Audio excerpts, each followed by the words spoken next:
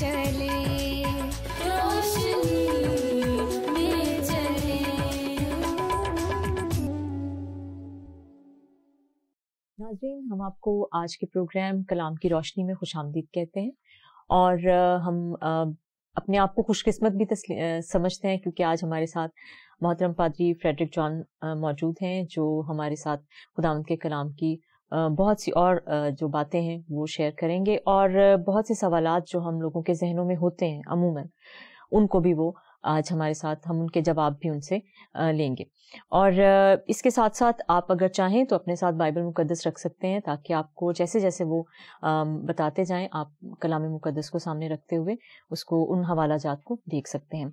इस प्रोग्राम का नाम चूंकि कलाम की रोशनी में है तो कलाम पर बातचीत करना बहुत ज़रूरी मालूम होता है कि हम कलाम की जिसकी रोशनी के में हम हकाइक को सामने लेकर आ सकें, उन पर से पर्दा उठा सकें।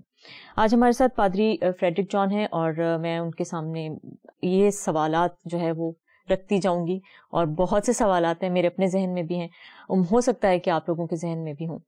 तो कुछ और चीज़ें हम जानने से पहले हम दो तीन बातें अपने सामने रखें कि हर मज़हब के मानने वालों के पास एक मजहबी किताब होती है जिसको वो बतौर ज़ाब्ता हयात इस्तेमाल करते हैं, उस पर कायम रहते हैं, उसको मानते हैं। लेकिन हम इस प्रोग्राम के अंदर किस कलाम का जिक्र कर रहे हैं और क्या है वो कलाम और उस कलाम को हम किस तरह से जान सकते हैं, तो उस पर रोशनी डालेंगे मोहतरम पादरी साहब। और मेरा पहला सवाल सर आपसे ये है कि बाइबल मुकद्दस की तब्दीली की मुतालिक बहुत सी बातें हम लोग सुनते हैं, इसके मुतालिक हमारे नाजरीन को आप वजाहत से बताइए कि क्या है इसके अंदर, कहाँ तब्दीली पाई जाती है, क्या तब्दील हो गया है जिसको कहा जा रहा है एक्चुअली। ये सवाल तो एक बहुत बड़ा इशू है और इशू ये मेरे नज़दीक बड़ा गैर माकूल है। वो इसलिए गैर माकूल है कि जो ईमान मुझे पहुंचा है, जिस ईमान पर मेरे आबा व अजदाद कायम हैं और मेरे पास जो ईमान है वो उस किताब पर बेस करता है जिसको मैंने अलहामी माना है। अब दूसरे मज़हब के लोग या किसी दूसरे फ़िरके के लोग आकर कहें जी आपकी किताब बदल गई है, तो ये बात को समझने के लिए दो तरीके हैं। पहला तरीका तो यह है कि जिस किताब को मैं अपनी ज़िंदगी का ज़ाब्ता हयात मानता हूँ और अपनी ज़िंदगी के हर अमल की बुनियाद समझता हूँ, सही, उस किताब को मैं दो तरह से देख सकता हूँ। एक तो उस किताब के अंदर उस किताब की हकीकतें और उस किताब के बारे में बहुत सारी बातें जो उस किताब को मेरे लिए मशाल राह बनाती हैं वो मौजूद हैं। फिर जितने भी मजहबी पेशवा गुजरे हैं, अंबिया गुजरे हैं, रसुल गुजरे हैं, बुजुर्ग गुजरे हैं, उनकी आरा को जानना बड़ा ज़रूरी है। फिर बाइबल मुकद्दस जिसकी मैं बात करता हूँ, जिस पर मैं ईमान रखता हूँ, जिसके ऊपर लोग ये बात तब्दीली करते हैं, उसका एक तारीखी तसलसल भी है और तारीख में हम देख सकते हैं कि कौन सा ऐसा मोड़ आया कि जहाँ पर ये गैप पड़ा और जहाँ पर कुछ खराबियाँ पैदा हो गई। तो ये एक तारीखी तसलसल में और बाइबल मुकद्दस के अपने अंदर से जो हमें इसके मुस्तनद और मोतबर होने और ला तब्दील होने की शहादतें हैं वो मिलती हैं। मिसाल के तौर पर हम जिस कलाम की बात कर रहे हैं, हम हर मजहब के किताब की बात नहीं करते, हम जिस कलाम की बात करते हैं, इस कलाम से मुराद हमारी पहली तो बात ये समझना जरूरी है कि वो बाइबल मुकद्दस है। सही। और इसको सिर्फ कलाम कहना शायद गैर वाज़ेह है, इसको कलाम मुकद्दस ही कहना चाहिए। बिल्कुल, बेशक। ठीक है, इसलिए कलाम तो बुल्ले शाह का भी है, कलाम तो दीगर लोगों का भी है और ये लफ्ज़ मल्टी यूज में आता है। तो जिस कलाम की हम बात करते हैं वो कलाम मुकद्दस है क्योंकि वो उस कुद्दूस का कलाम है। सही। जो पाक है और इसलिए उसका कलाम भी पाक ही है। और बाइबल मुकद्दस में हमें बहुत सारे रेफरेंसेस मिलते हैं, लेकिन मैं दो तीन रेफरेंस कोट करना चाहता हूँ जिसमें खुदा ने अपना तारुफ करवाया और उसने कहा कि मैं जो बोलता हूँ मैं फरमाता हूँ। मिसाल के तौर पर जब खुदा मूसा के साथ हम कलाम हुआ اور 10 احکام ایک بڑا خوبصورت وہ ایک مجموعہ ہے ہدایات کا، احکامات کا، جن کو 10 احکام کے نام سے بنی اسرائیل اور کرسچن لوگ سمجھتے ہیں. اس کو بیان کرنے سے پہلے خدا نے باقاعدہ طور پر یہ الفاظ رقم کروائے. خروج کی کتاب اس کا 20واں باب اور اس کی پہلی آیت میں اپنے ناظرین کے لیے پڑھنا چاہتا ہوں. پہلی اور دوسری آیت. اور خدا نے یہ باتیں فرمائیں، اس خدا نے جس کو میں نے قدوس مانا ہے. خداوند تیرا خدا جو تجھے ملک مصر سے اور غلامی کے گھر سے نکال لایا میں ہوں، جو میں خدا ہوں. تو یہ کلام، جس کلام کی ہم بات کر رہے ہیں، یہ ہم خدا کے کلام کی بات کر رہے ہیں، جس کو ہم نے بہت ساری صفتوں سے اور بہت سارے ناموں سے جانا ہے. وہ قدوس ہے، ٹھیک ہے. اور قدوس خدا کی ذات کا اصل وہ لفظ ہے جو اس کی ذات کی عکاسی کرتا ہے. صحیح. اور صرف وہی قدوس ہے، اس کائنات میں اور قدوس کوئی نہیں ہے. تو یہ کلام جس کی بات کرتے ہیں یہ اس قدوس کا کلام ہے، کیونکہ اس نے خود فرما دیا کہ میں فرماتا ہوں. تو اس کلام کا موجد جو ہے وہ بذات خود خدا ہے. یہ ایک حوالہ میں نے کوٹ کیا ہے، پہلا سیموئیل اور اس کا سیموئیل کی پہلی کتاب اس کا 23واں باب اس کی دوسری آیت میں بھی کچھ اسی طرح کا بیان ملتا ہے. پھر مکاشفہ کتاب کے پہلے باب کی پہلی آیت میں، اور دیگر کئی حوالہ جات ہیں جس سے پتہ چلتا ہے کہ اس کلام کا، جس کو ہم مقدس کلام کہتے ہیں، یہ خدا کا کلام ہے. اور خدا کے کلام کو کوئی بدل نہیں سکتا. کسی انسان میں اتنی طاقت نہیں ہے. اور یہ خدا کا الہامی کلام ہے اور لا تبدیل ہے. ٹھیک.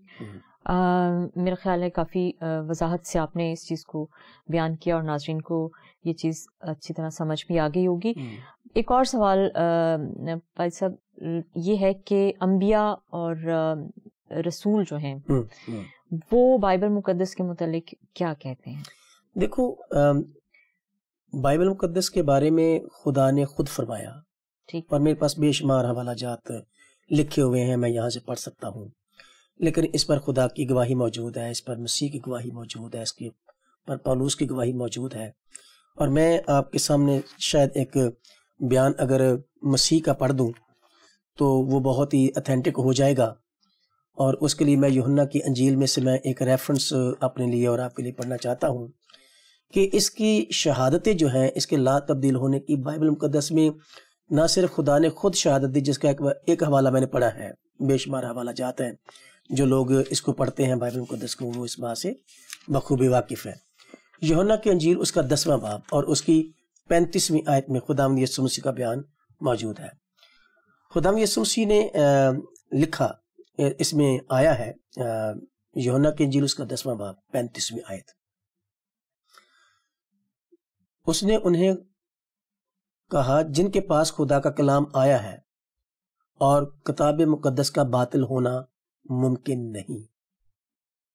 کتاب مقدس کا باطل ہونا، لا تبدیل ہونا ممکن نہیں ہے. یہ بیان یسوع مسیح کا ہے. پولس رسول نے تیموتھیوس کو خط لکھتے ہوئے اس بات کا ذکر کیا کہ ہر ایک صحیفہ جو خدا کی الہام سے ہے، ٹھیک ہے. بالکل. پھر موسیٰ نے خروج 19 باب کی 24ویں آیت میں اسی طرح کی بات کی. یشوع کا بیان ہے، اس کے اوپر یسایہ کلام ہے. یسایہ کی کتاب کے 40ویں باب کی 8ویں آیت میں یسایہ نبی کہتے ہیں ہمارے خداوند کا کلام اب تک قائم رہے گا.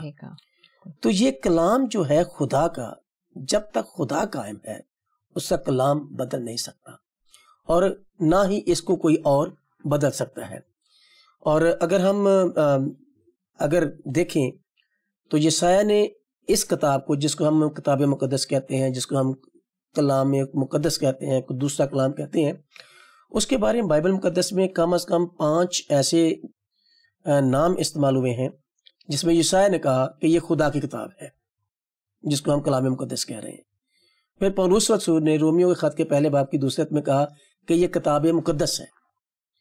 پھر رومیو کے تیسرے باب کی دوسری آیت میں خدا نے کہا، کلام میں لکھا ہے کہ یہ کلام خدا کا ہے. کولوسیوں کے خط کے تیسرے باب کی 16ویں آیت میں لکھا ہے کہ یہ مسیح کا کلام ہے. اور عبرانیوں خط میں پولس نے کہا کہ یہ خدا کا عمدہ کلام ہے.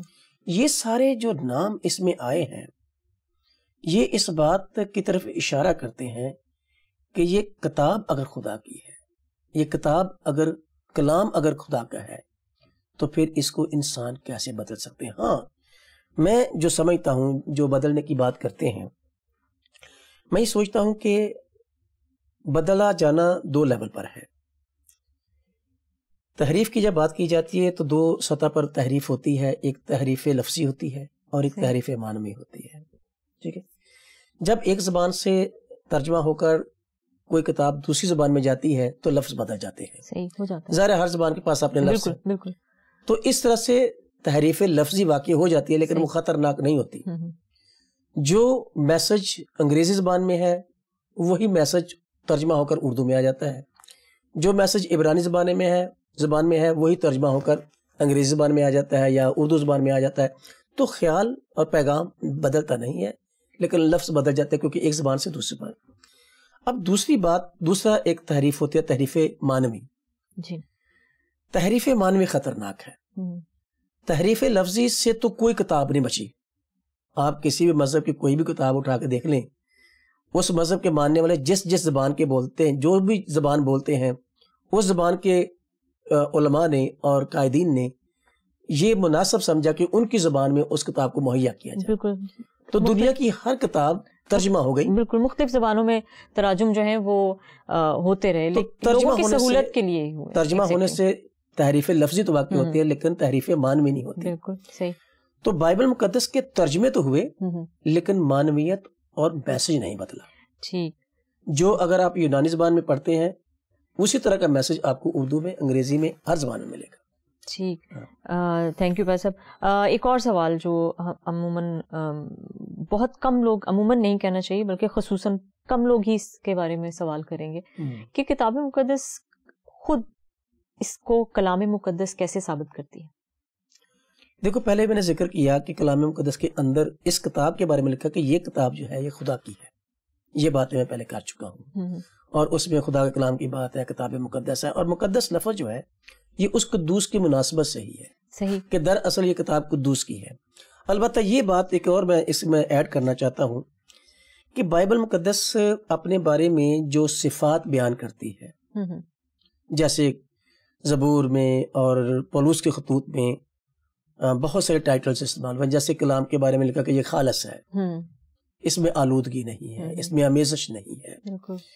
پھر خدا کلام جو ہے یہ روحانی ہے، مادی نہیں ہے، ٹھیک ہے، گو کہ میٹیریل ورلڈ کو یہ ایڈریس کرتا ہے۔ ایگزیکٹلی، اس کو شہد سے تشبیہ دی گئی ہے، دودھ سے تشبیہ دی گئی ہے، پاک ہے، کامل ہے، سچ ہے، اور یہ ساری کی ساری صفتیں اس قدوس کی ہیں جس کو ہم نے اس خدا میں دیکھا، اور جو کلام ہے اس کلام میں بھی وہ ساری صفتیں موجود ہیں جو خدا کی ذات میں ہم دیکھتے ہیں، اس لیے کہ اس کا کلمہ جو ہے، جو تحریری کلام ہے، وہ ساری صفتیں اس کے اندر بھی موجود ہیں۔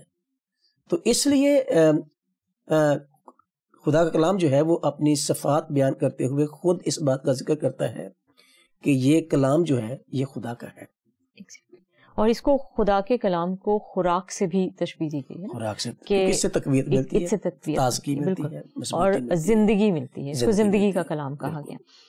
ٹھیک ہے، اور ایک اور بات جو کچھ اسکالرس کے حوالے سے ہے کہ بنی اسرائیل کی مذہبی زندگی اور تاریخ میں کئی بار اظہار ثانی کا وہ شکار ہوئے یا وہ نظر آتی ہے، تو ان کی کتاب کی صحت و تسلسل کا کچھ ثبوت فراہم کر سکتے ہیں آپ ہمارے ناظرین کے لیے؟ اس پر تو ایک بہت لمبی تفصیل ہے جو میں شاید اس تھوڑے وقت میں نہیں دے سکتا، لیکن کچھ باتیں میں ذکر کرتا ہوں۔ مثال کے طور پر اگر ہم جس کو آج ہم پرانا عہد نامہ کہتے ہیں، جی جی، اس کی کم از کم یہ 6 کتابیں ایسی ہیں جیسے جس میں غزل و غزلات ہیں۔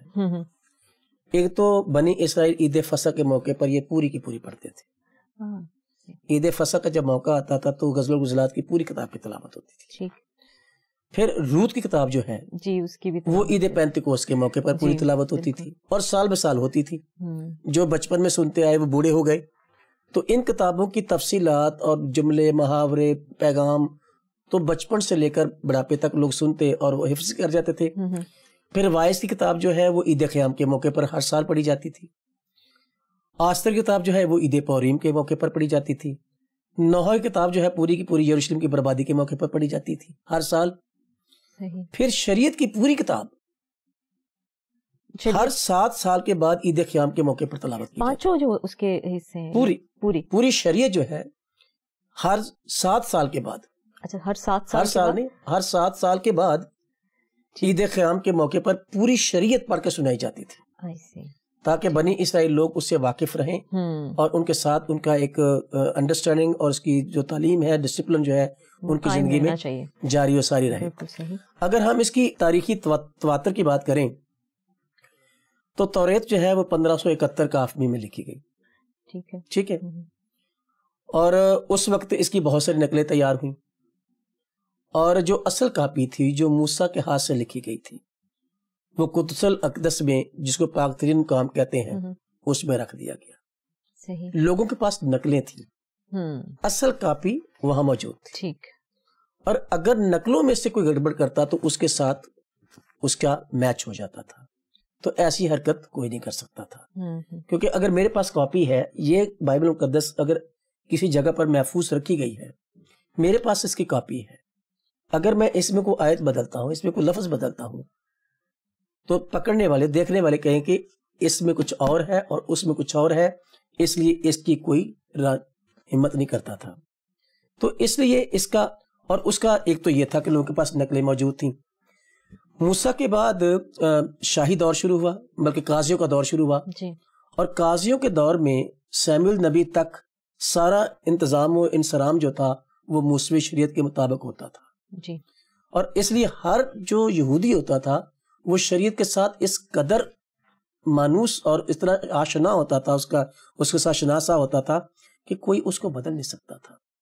اور اگر جب سول بادشاہ، جب قاضیوں کے بعد سول بادشاہ کا زمانہ آتا ہے، پہلا بادشاہ، یعنی پہلا بادشاہ جو سول تھا، اس کے زمانے میں داؤد بادشاہ جو نبی بھی تھا، وہ صاحب الہام بھی تھا، اس نے زبور کی کتاب لکھی۔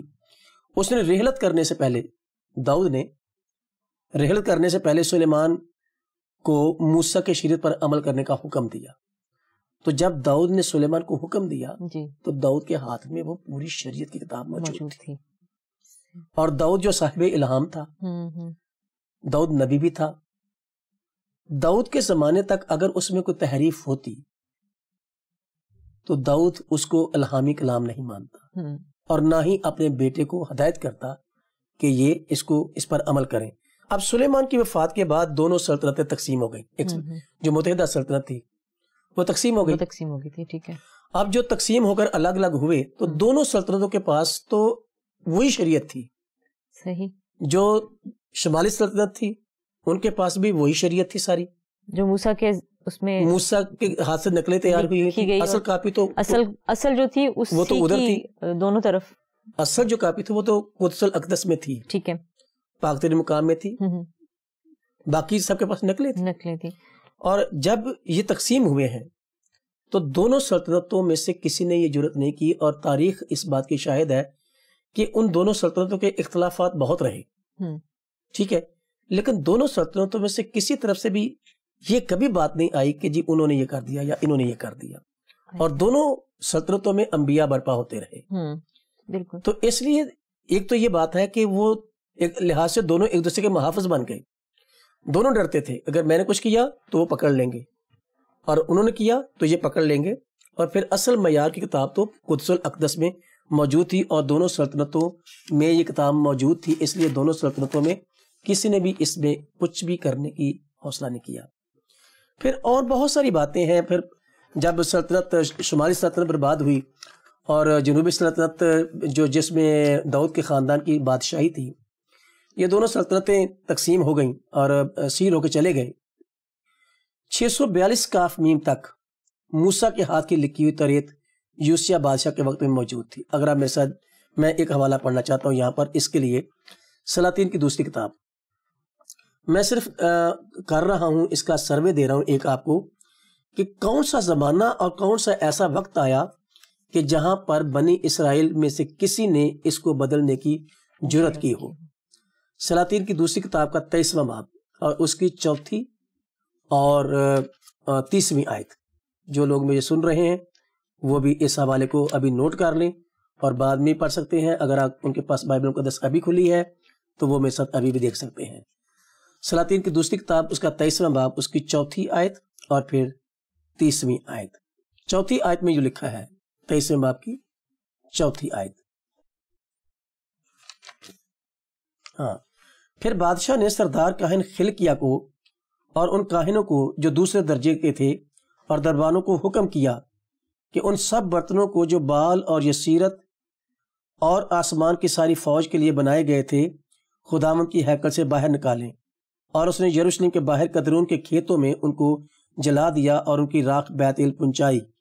اور پھر 30 آیت میں لکھا ہے اسی باب کی 30 آیت میں اس میں لکھا ہے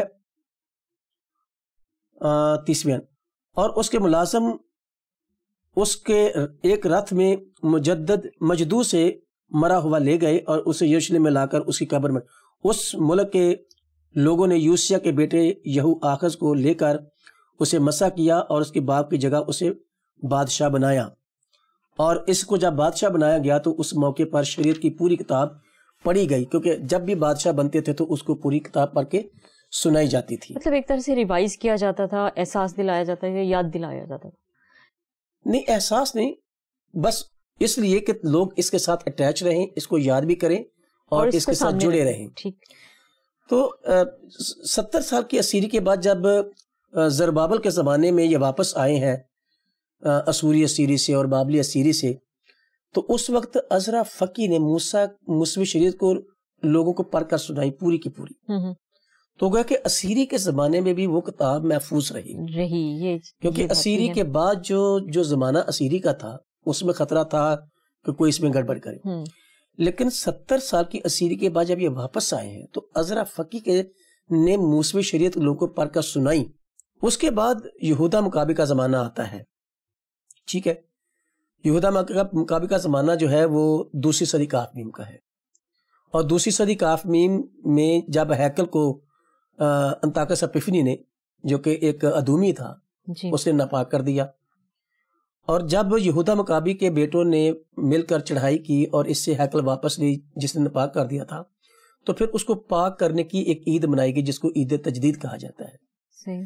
تو عید تجدید کے موقع پر جب اس کو پاک ٹھہرایا گیا اور اس کو عید چراغاں بھی کہا جاتا ہے، تو اس موقع پر اس نے پوری شریعت پھر سے لوگوں کو پڑھ کے سنائی. اور ہیکل کی جو توریت کی کاپی تھی وہ ہیکل میں دوبارہ سے رکھی گئی، کیونکہ انطاکس اپیفنی جو تھا اس نے اس کو ناپاک کر دیا تھا ہیکل کو، تو اس سے پہلے وہ لے گئے تھے نکال کے اس کا کاپی. تو اس طرح سے سینہ بسینہ اور وقتاً فوقتاً یہ جو شریعت کی پوری کتاب ہے کسی نہ کسی حالت میں قائم رہی ہے. اور ایک تاریخی سلسلے میں ہم اس کو دیکھتے ہیں کہ ہر زمانے میں شریعت کی کتاب محفوظ رہی ہے اور کبھی کسی نے اس کو تبدیل کرنے کی کوشش نہیں کی. اس کی ایک اور ریزن بھی تھی.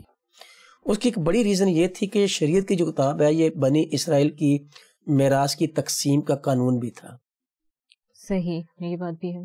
تو میراث کے قوانین بدلنے سے تو وراثت کی تقسیم میں پرابلم ہو جاتی. تو بنی اسرائیل اس کے قوانین کو بدلنے کا کبھی نہیں سوچ سکتے تھے. اور اگر کبھی ایسا ہوتا تو لوگ اس پر انگلی اٹھاتے، اور آج تک کبھی اس پر کسی نے آواز نہیں اٹھائی. پھر پاک نوشتے جو ہیں یہ بنی اسرائیل کے جو ہے خدا کے حضور میں آنے اور قربانیاں کرنے کے تمام اوقات اور ساری ہدایات جو تھی اس میں موجود تھی. اس لیے اس کو بدلنے کا کبھی نہ کسی نے سوچا اور نہ کبھی اس نے کیا. تو جو لوگ اس کے بدلنے کی باتیں کرتے ہیں وہ صرف غلط فہمی پیدا کرنا چاہتے ہیں. خدا کے کلام کو کوئی نہیں بدل سکتا، اور یہ بات بائبل مقدس کے علاوہ دیگر مذاہبی کتابیں بھی کہتی ہیں کہ خدا کے کلام کو کوئی بدل ہی نہیں سکتا. یہ تو ہے. تو جب اس کی تصدیق ہر جگہ موجود ہے، اور میں جو اس پر ایمان رکھتا ہوں، میں جو اس کے ساتھ چلتا ہوں، دنیا کے اتنے عالم اس کی ریسرچ میں تحقیق میں لگے ہوئے ہیں، آج تک تو کبھی اس پر اس کے ماننے والوں نے کبھی اس پر اعتراض نہیں اٹھایا. یہ بات تو آپ نے بالکل سچ کہی کہ تو لوگ اس کی تحقیق کر رہے ہیں، اس پر ریسرچ کر رہے ہیں، اس کو کرٹیسائز کر رہے ہیں. لیکن جو کرٹیسزم ہے وہ اگر ہیلدی کرٹیسزم ہے تو پھر تو مطلب اس کو اپنانا چاہیے، دیکھنا چاہیے، اس میں کھوج لگانی چاہیے. لیکن اگر ہم صرف اس کو کرٹیسائز اس لیے کر رہے ہیں کہ اس میں ہم یہ ثابت کر دیں کہ یہ غلط ہے، یا اس میں کوئی چیزیں ایڈیشن ہیں، یا اس میں سے کچھ نکال دیا گیا ہے، تو اس کے متعلق آپ کیا کہیں گے؟ کیا اس میں کچھ ایڈیشن کی گئی ہیں یا کچھ نکال دیا گیا ہے؟ نہیں، ایڈیشن اس میں نہیں کیا جا سکتا، کیونکہ الہام کا جو کینونائزیشن جس کو ہم جب فہرست مسلمہ تیار ہوئی ہے جی، اس میں جو لوگ نقاد ہیں وہ یہ بات کرتے ہیں جی اس میں کچھ رد و بدل کر کے تو اس کو اپنے حساب سے بنایا گیا ہے. میں سوچتا ہوں کہ اگر اس کو اپنے حساب سے بنایا جاتا تو سب سے پہلے انبیاء کے گناہوں کو خارج کیا جاتا. یہ بھی ہو سکتا. تو انبیاء کے گناہوں کا تذکرہ تو اس میں پورے طور پر موجود ہے. پھر اگر ہم نے اس کو اپنے لائق بنانا تھا، اپنے حساب سے بنانا تھا، تو وہ باتیں جو ہم نہیں کر سکتے ان کو نکالتے، ان کو ایزی کرتے. لیکن اس میں کچھ ایسا نہیں ہے، جیسا خدا نے کلام دیا ہے اسی طرح سے یہ من و ان قائم ہے. بالکل.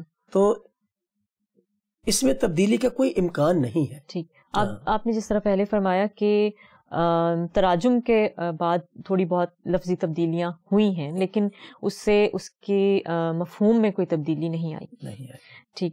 بھائی صاحب، بہت بہت ہم آپ کے شکر گزار ہیں کہ آپ نے بہت اہم باتیں، جو بہت اہم نقطے ہیں جو ہمارے ذہنوں میں عموماً پائے جاتے ہیں، اور صرف غیر مسیحیوں میں نہیں، مسیحیوں میں بھی بہت سی ایسی باتیں ہیں جو ہم سوچتے ہیں کلام کو پڑھتے ہوئے. آپ نے ان چیزوں کو آپ نے کلیئر کیا، وضاحت کی. ہم آپ کے بہت شکر گزار ہیں. Thank you. ناظرین، ہم آپ کے بھی بہت شکر گزار ہیں کہ آپ نے اس پروگرام کو دیکھا، اور مجھے پوری امید ہے کہ آپ نے ضرور، آپ کے بہت سے سوالوں کے جوابات جو ہیں آپ کو ملے ہوں گے. ناظرین، اگر آپ کے ذہن میں اور سوالات ہیں اس کے علاوہ جو آج ہم نے ڈسکس کیے ہیں، لیکن اس پہ بھی اگر آپ مزید بات چیت کرنا چاہ رہے ہیں، سننا چاہتے ہیں کچھ اور، تو آپ ضرور ہم سے رابطہ کیجیے. اسکرین پر جو نمبر آپ دیکھیں گے ان کے ذریعے آپ ہم سے رابطہ کر سکتے ہیں اور ہمیں اپنے سوالات بھیج سکتے ہیں. پروگرام کا وقت اب ختم ہوا ہے. دوبارہ ہم آپ کے ساتھ مزید ایسے ہی اچھی چیزوں کے ساتھ آئیں گے، اور ہمارا پروگرام کلام کی روشنی میں اس کو دیکھتے رہیے. Thank you. آؤ ہم خداوند کی روشنی میں چلے